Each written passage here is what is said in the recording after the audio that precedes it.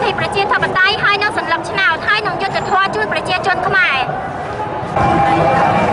នៅថ្ងៃនេះមានប្រជាជនជាច្រើនបងប្អូនប្រជាជនខ្មែរជាច្រើនបានរួបរวมគ្នាមកចូលរួមក្បត់ហែបាតកម្មដើម្បីធានាលទ្ធិប្រជាធិបតេយ្យដូច្នេះហើយពួកយើងមានការសប្បាយរីករាយជាខ្លាំងដែលបងប្អូនខ្មែរបានរួបរวมគ្នាដើម្បីធានាលទ្ធិប្រជាធិបតេយ្យដើម្បីរកយុត្តិធម៌របស់ពួកគាត់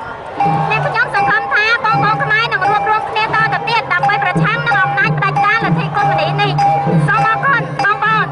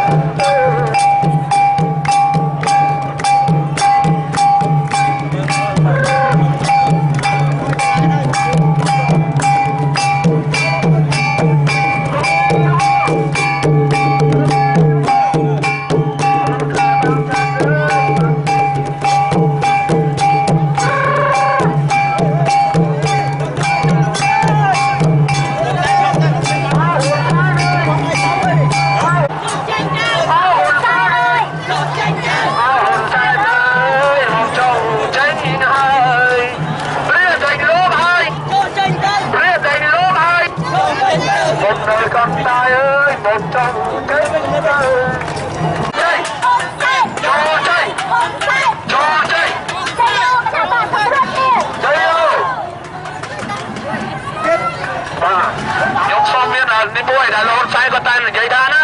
ថ្ងៃនេះថ្ងៃស្អែកក៏មកមានកោតថាចរាចរណ៍ហើយខ្ញុំសុំដល់ខ្ញុំទុំនឹកឃើញខ្ញុំចង់និយាយប្រាប់លោកថាជាតិនេះជាតិក្រោយក៏មកជួបលោកហ៊ុនសែនទៀតមែនទេបងប្អូនអរគុណណាអរបងប្អូនក៏មកជាតិនេះនិងជាតិក្រោយក៏មកជួបលោកហ៊ុនសែនទៀតបានទេបងប្អូនបើមានលោកហ៊ុនសែនទៀតបាច់ទេមើលទៅសុខខ្មែរអស់ហើយបាទថ្ងៃនេះគឺជាថ្ងៃមួយថ្ងៃទឹកដែលទី29ដែលក្រុមបាតកោយើងជាច្រើនដែលបានមកទៀមតវ៉ាដើម្បីឲ្យបោះឆ្នោតសារឡើងវិញជាពិសេសនៅមានក្រុមយុវជនជាច្រើនដូចមានហត់យូ1ហត់យូ2និងក្រុមមួយចំនួនដូចជាខាងកូនខ្មែរដែលបានមករួមគ្នាដើម្បីសាមគ្គីនេះដើម្បីឲ្យក្រុមបាតកោយើងមានកម្លាំងចិត្តនិងឆន្ទៈដើម្បីឲ្យទៀមទានៅសិទ្ធិរដ្ឋរបស់ជាជនខ្មែរទាំងអស់